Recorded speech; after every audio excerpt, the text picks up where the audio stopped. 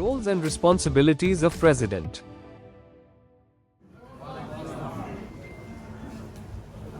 আমার পর্বটি হলো প্রেসিডেন্টের ট্রেনিং, প্রেসিডেন্টের যে সমস্ত কাজ আছে সে সম্পর্কিত। তো আমি প্রথমে একটু জানতে চাই, এখানে প্রেসিডেন্টের ক্ষমতা পেয়েছেন কে কে? প্রেসিডেন্টের ক্ষমতা পেয়েছেন, ধন্যবাদ। এবার প্রেসিডেন্টের দায়িত্ব পেয়েছেন কে কে? তাহলে আমরা কোনটা পেয়েছি, প্রেসিডেন্টের ক্ষমতা না দায়িত্ব? দায়িত্ব। আমরা দায়িত্ব পেয়েছি।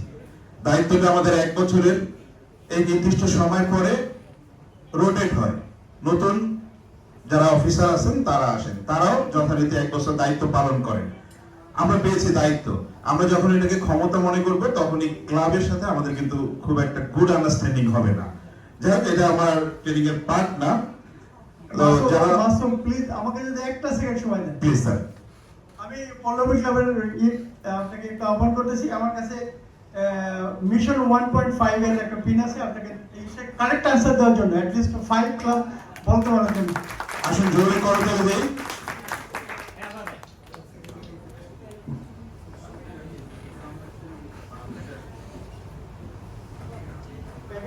এই হলের সাউন্ডের কি আছে?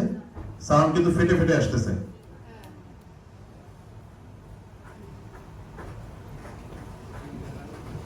Please Masum screen. আজকে আমরা প্রেসিডেন্টের রোলস এন্ড রেসপন্সিবিলিটিস নিয়ে আলাপ করব। এখানে যারা প্রেসিডেন্ট আছেন আমি দেখতে পাচ্ছি অনেকে কিন্তু অনেক পুরাতন লিডার। বাই রোটেশনালি কিন্তু প্রেসিডেন্টের দায়িত্ব নিতে হয়। আমরা নরমালি জানি একটা ক্লাবে কমপক্ষে 20 জন মেম্বার থাকে। কোন ক্লাবের বয়স যদি 20 বছরের বেশি হয়, ঘুরে ফিরে কিন্তু কোন এক মেম্বারকে পুনরায় এই দায়িত্বটা নিতে হয়। সেক্ষেত্রে অনেকে পুরাতন আছেন, আপনারা একটু আমার সাথে কমিউনিকেট করবেন যাতে আমাদের ইন্টারঅ্যাকশনটা হয়। আমিও কোনো জায়গায় ভুল করতে পারি, আমাকে একটু ধরিয়ে দিবেন। এখানে একটি পিন আছে, এই পিনটা কি কেউ চিনেন? যে পিনটি আছে, এই পিনটি,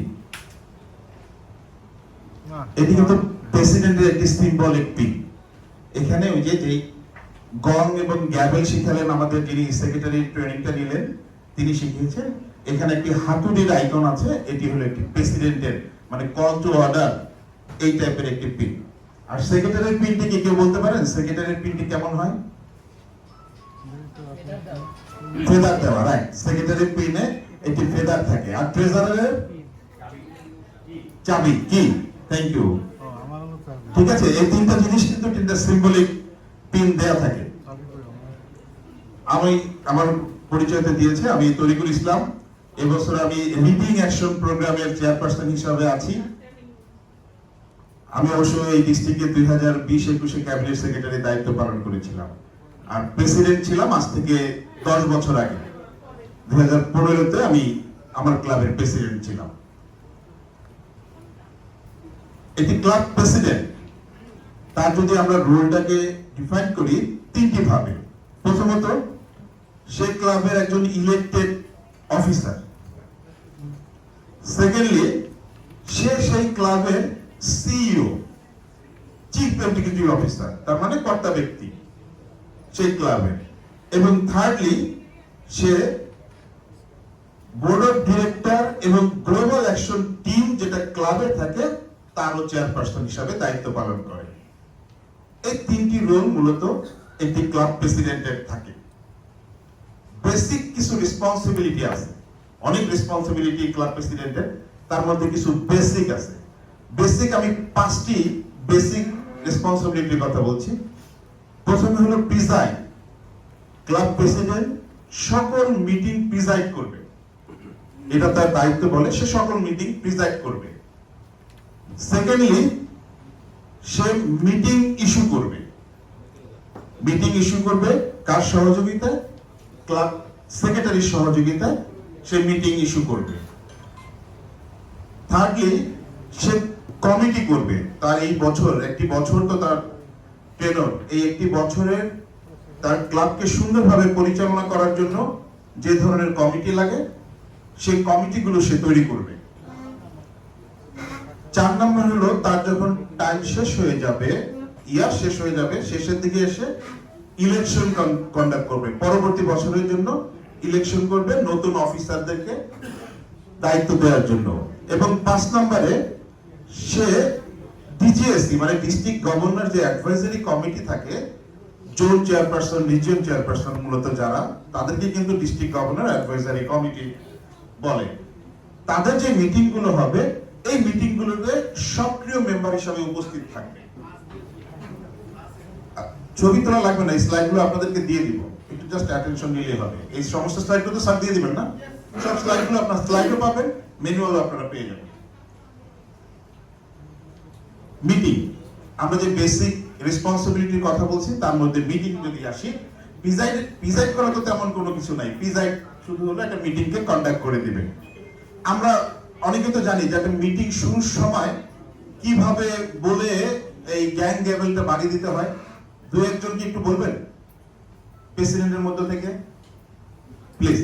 অনুষ্ঠান শুরু অনুষ্ঠান শুরু প্রচারটা শুরু করে 1:30টা বাজাতে। একটু বলেন না আপনি কিভাবে, যে আপনি মনে করেন শুরু করছেন, আপনি এখন প্রিজাইডিং অফিসার। আমি আজকের লাইফ ক্লাবে ঢাকা ফ্রন্টিয়ারের শুভ সূচনা ঘোষণা করব, দিয়ে 1:30টা বাজাতে। থ্যাংক ইউ আপনাকে।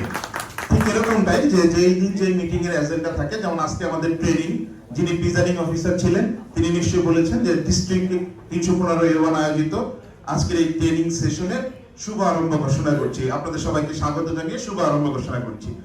ঠিক বিষয়টা এরকমই। মিটিং এ 3টি জিনিস খেয়াল করতে হবে।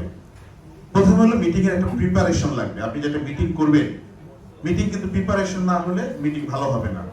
কবে করবেন সেই প্রিপারেশনটা মিটিং এ নিতে হবে।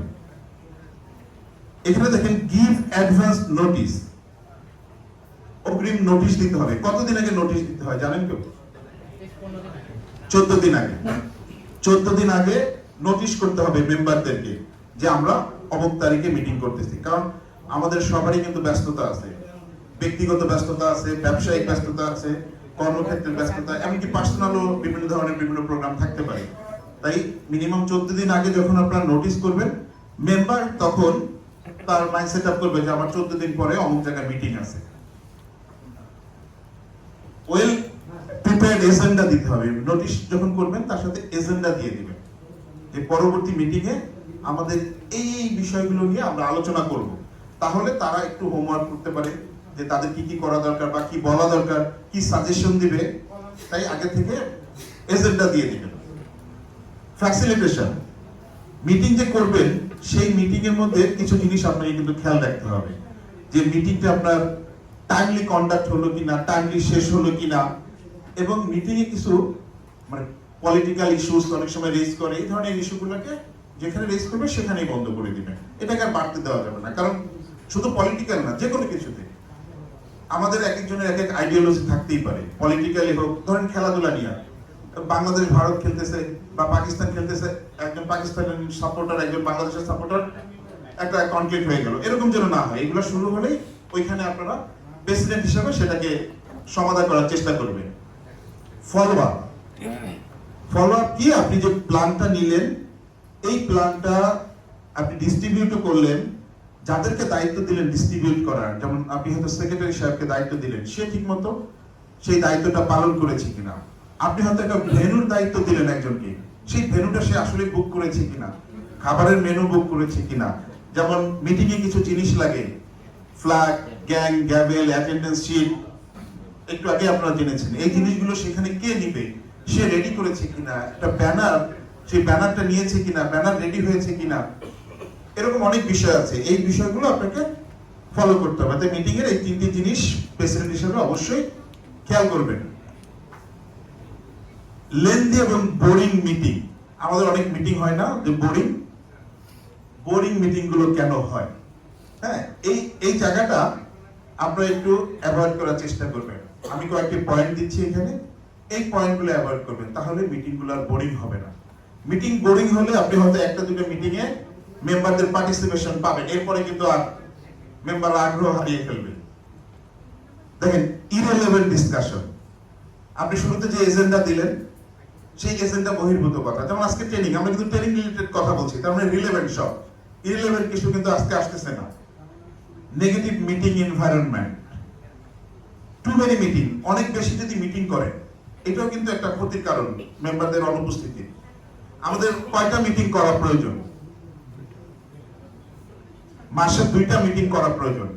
যদি একান্তই না পারেন কমপক্ষে একটা মিটিং কিন্তু করতেই হবে।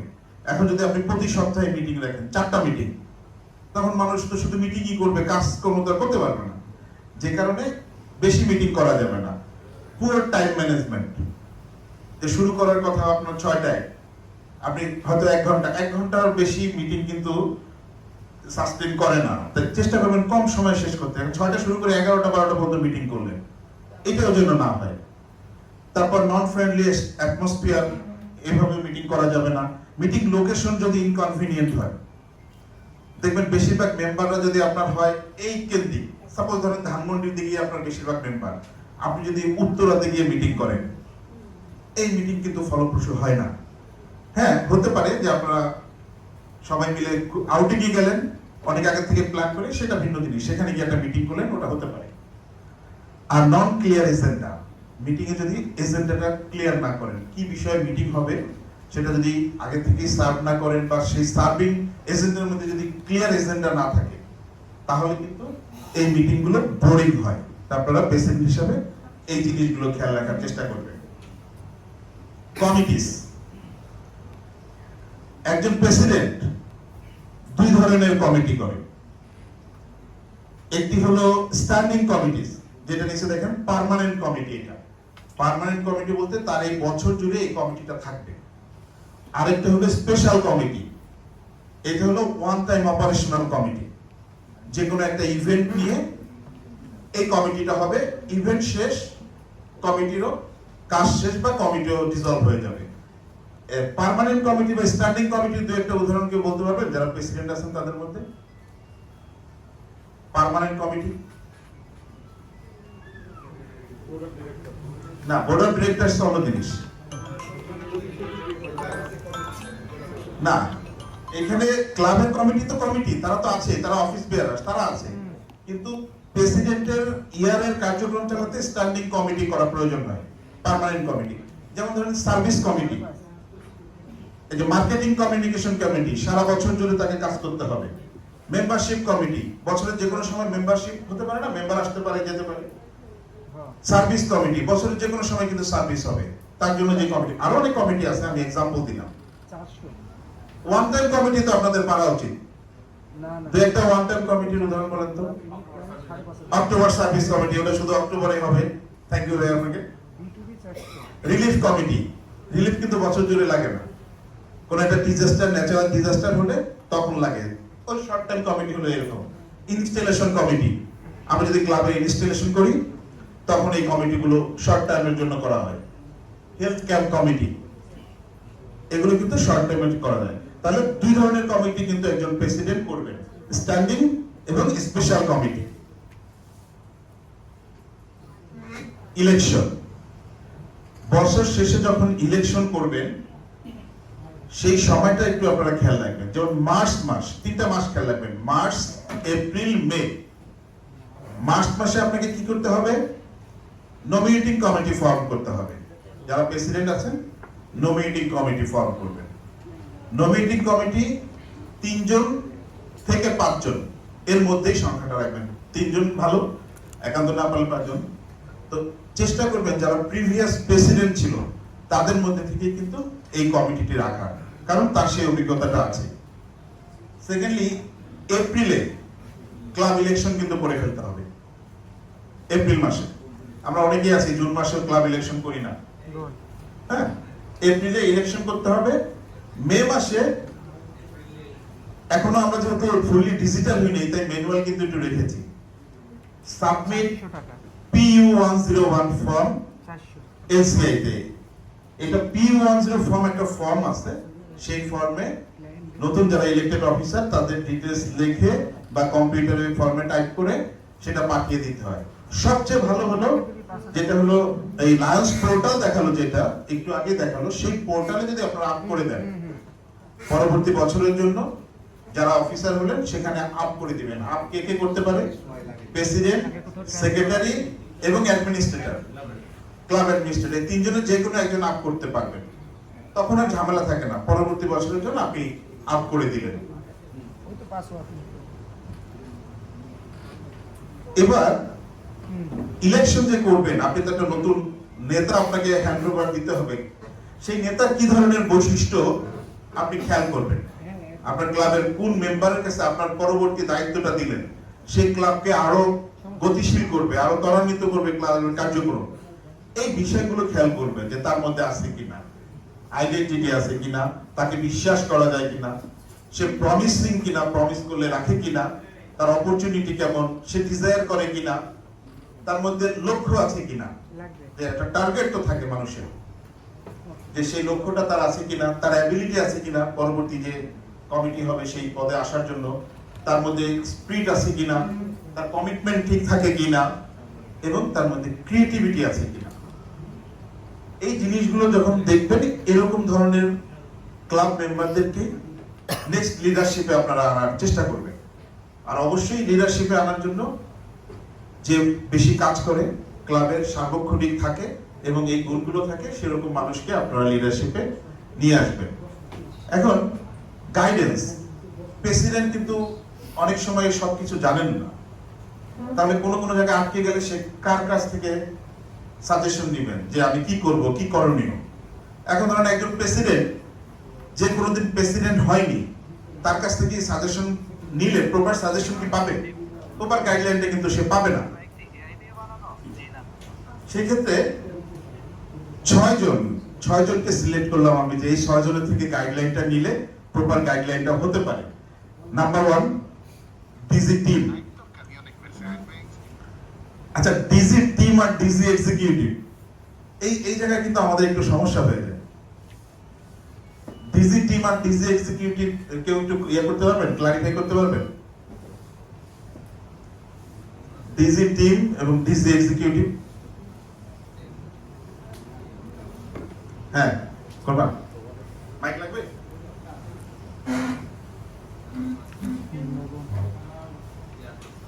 কারা কারা ডিজি টিম, কারা কারা আসলে, আর ডিজি এক্সিকিউটিভ কারা কারা?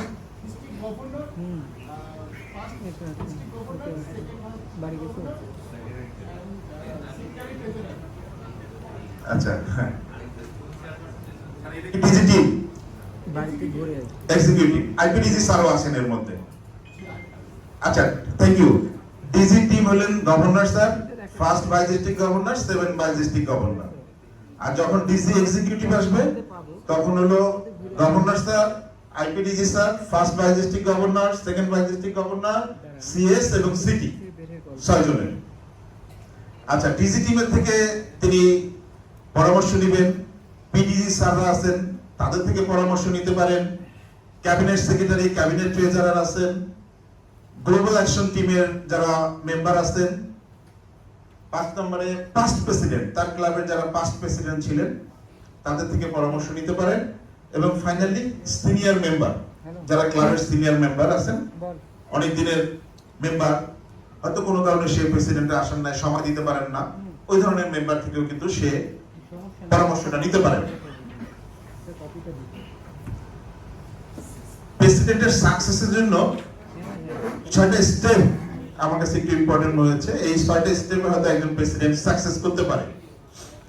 নাম্বার 1, রেগুলার ক্লাব মিটিং করতে হবে। রেগুলার ক্লাব মিটিং এর বিকল্প নাই, মাসে একটা হোক অসুবিধা নেই, কিন্তু রেগুলার ক্লাব মিটিং করতে হবে। 2 নম্বরে তাকে গুড কমিউনিকেটর হতে হবে। তার ক্লাবের সকল মেম্বার, এমনকি ডিস্ট্রিক্ট যে লিডার থাকবে, তার জোন চেয়ারপারসন, রিজিয়নের chairperson, as well as gap team, অন্যান্য ডিস্ট্রিক্ট লিডারদের সাথে ভালো কমিউনিকেশন রাখতে হবে। ক্লাবে নতুন কোয়ালিটি মেম্বারশিপ আনতে হবে। 4 নম্বরে সার্ভ টু নিডি। আমরা যে সংগঠনটা করি, আমাদের মটোই হলো উই সার্ভ। সুতরাং যেখানে যে প্রয়োজন হবে সেই প্রয়োজনে নিডি পিপলদের পাশে দাঁড়াতে হবে। 5 নম্বরে অ্যাটেন্ড ট্রেনিং এবং সেমিনার। ডিস্ট্রিক্ট থেকে বিভিন্ন সময় এই ধরনের ট্রেনিং প্রোগ্রাম এবং সেমিনার আয়োজন করবে, সেখানে অ্যাটেন্ড করতে হবে। এবং ফাইনালি 6 নম্বরে প্রমোট রিপোর্টিং।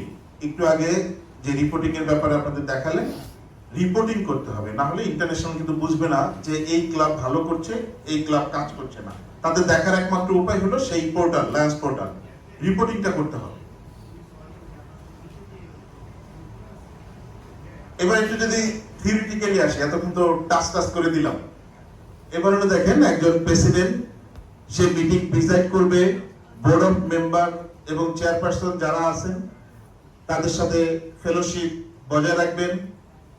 ক্লাব অফিসার তার কিছু ম্যানুয়াল আছে, এই ম্যানুয়াল গুলো পড়বেন এবং ক্লাবের অন্যান্য মেম্বারদের যে যে ম্যানুয়াল আছে পার্টিকুলার, তাদেরকে সেই ম্যানুয়াল গুলো ডিস্ট্রিবিউট করবেন এবং খোঁজ খবর নেবেন সেই ম্যানুয়াল সম্পর্কে তার কোনো সমস্যা আছে কিনা।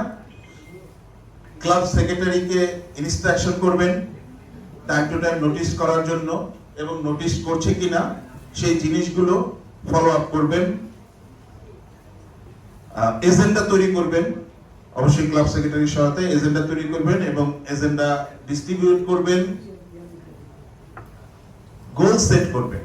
আপনি একজন প্রেসিডেন্ট, আপনি আপনার ক্লাবকে বছর শেষে কোন জায়গায় দেখতে চান, সেই গোলটা আপনাকে ফিল আপ করতে হবে।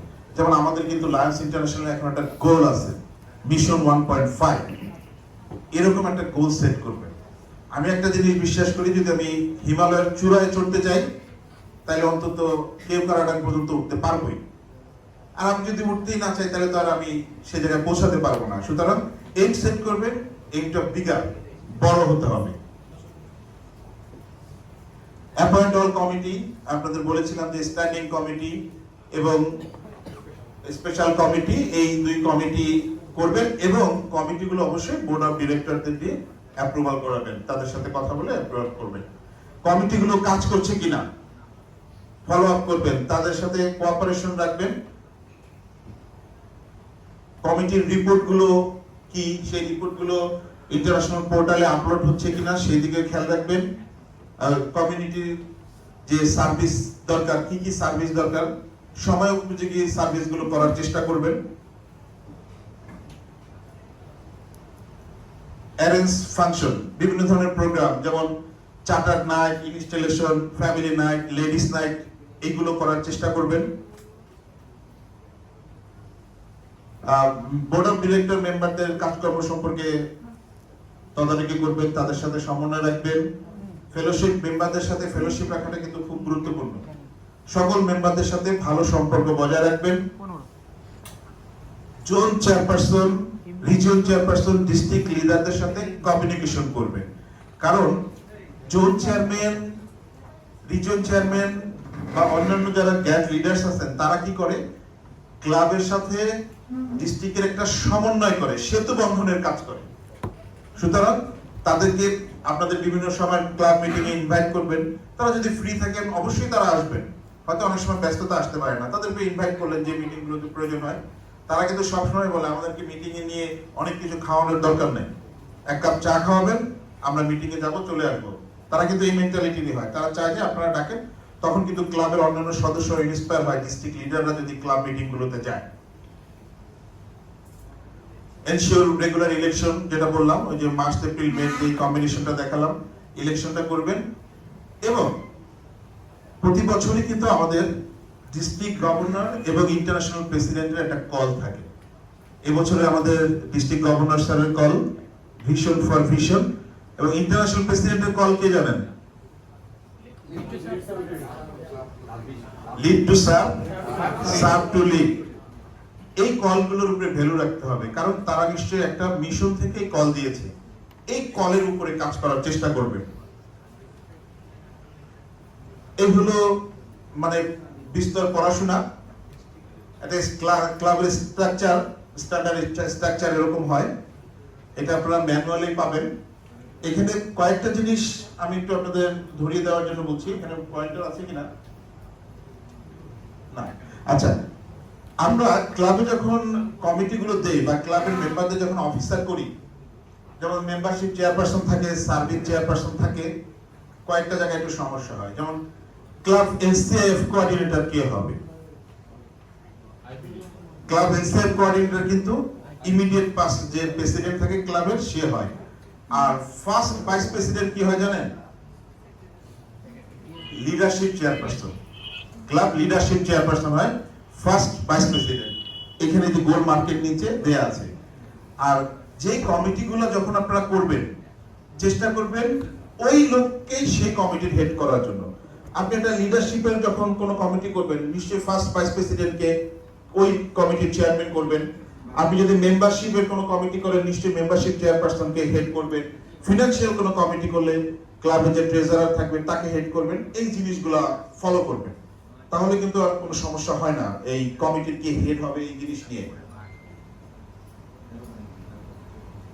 10টা টিপস একজন এক্সিলেন্ট ক্লাব প্রেসিডেন্ট হওয়ার। প্রিপেয়ার থাকতে হবে সর্বদা। একটু খেয়াল করেন এই স্ক্রিনের দিকে। রেসপন্সিবিলিটিস নিতে হবে, দায়িত্ব নিতে হবে, এড়ানো যাবে না। কনস্টিটিউশন এবং বাইলস এইটা একটু গো থ্রু করবেন, ধারণা থাকতে হবে।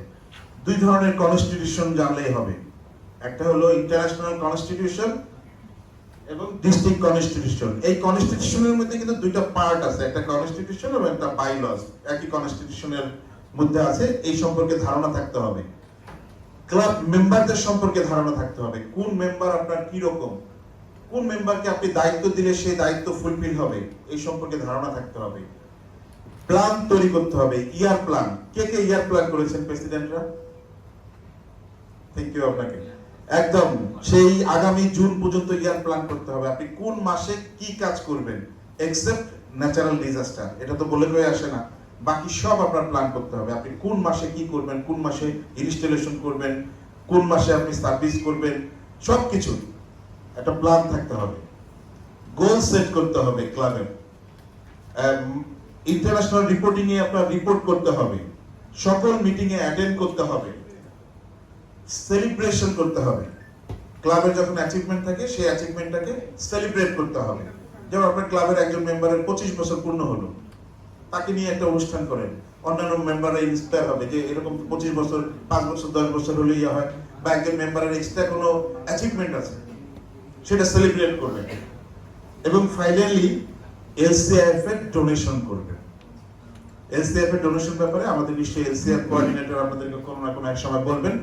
তবে ক্লাবের সকল মেম্বার কিন্তু ডোনেট করা যায়, খুব অল্প করে হলেও, সম্ভবত কত স্যার, $10 না মিনিমাম $5, মানে কি একজন মেম্বার $5 করে দিলে হয়, $5 আর কত টাকা,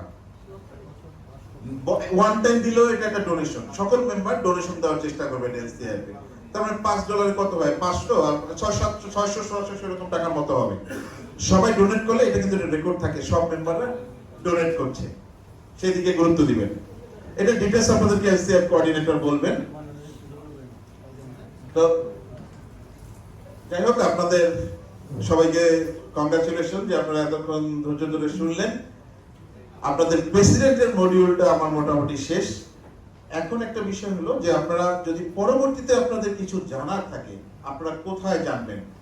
লায়ন্স লার্নিং সেন্টার নামে আমাদের একটা সেন্টার আছে, সেখানে জানবেন। এই লায়ন্স লার্নিং সেন্টার একটা জিনিস প্রমোট করে, লার্ন লিড গো। লার্ন লার্নিং সেন্টার সম্পর্কে একটু আগে আমাদের যিনি ইনস্ট্রাক্টর ছিলেন তিনি বললেন। এখানে একটু আপনারা খেয়াল করেন, আমাদের কয় ধরনের, একটু সাইন করেন হবে প্লিজ, আমাদের কয় ধরনের লার্নিং সেন্টার আছে, কোথায় কোথায় জানবো, শিখবো। অনেক সময় হয় না, নিজের মধ্যে কিছুটা জড়তা থাকে যে আমি এখানে গিয়ে এখন এটা শিখবো, এটা কেমন দেখায়, নিজে নিজে শিখতে পারবেন। এই আমরা যা বলছি সব আছে সেখানে। অনলাইন ট্রেনিং আছে, Lions learning centre, international institute আছে এবং লোকাল ইনস্টিটিউট ট্রেনিং আছে। অনলাইন ট্রেনিং এ আপনি বিভিন্ন কোর্স আছে, কোর্সগুলো সেখান থেকে ফ্রি করতে পারবেন নিজে নিজেই। লার্নিং সেন্টার থেকে বিভিন্ন কোর্স করতে পারবেন, কোর্স শেষে তারা আবার অ্যাচিভমেন্ট দিবে, আপনাকে সার্টিফিকেট দিবে। ইন্টারন্যাশনাল ইনস্টিটিউট, এটা কিন্তু ফিজিক্যালি করতে হয়। ইএলএলআই, আরএলএলআই, এফডিআই, এলসিআইপি, এগুলো ইন্টারন্যাশনাল ইনস্টিটিউট এবং এগুলো পেইড কোর্স, এটা টাকা দিয়ে করতে হয়। এটা টাকা দিয়েও করতে হয় এবং এর জন্য আপনার কোয়ালিফাইও হতে হয়। হুট করে চাইলে কিন্তু এখানে করা যায় না, বিভিন্ন স্টেজ আছে, সেই স্টেজগুলো জিএলডি কোঅর্ডিনেটরের কোনো ট্রেনিং হলে বলবে। এই লোকাল ইনস্টিটিউট হলো কারা? এই যে ডিস্ট্রিক্ট অ্যারেঞ্জ করছে, district global action team arrange করছে, জিএলডি কোঅর্ডিনেটর অ্যারেঞ্জ করতেছে। এই ট্রেনিং গুলো আমাদের PST training, zone training, reason training, others যে ট্রেনিং গুলো আছে, আজকে আমরা কিন্তু এই লোকাল ইনস্টিটিউট হিসেবে পিএসটি ট্রেনিংটা করছি। এই 4টা জায়গা থেকে কিন্তু আপনারা ট্রেনিং নিতে পারেন। তো আমার কাছে যদি কোনো কোশ্চেন থাকে আমি চেষ্টা করবো জবাব দেওয়ার।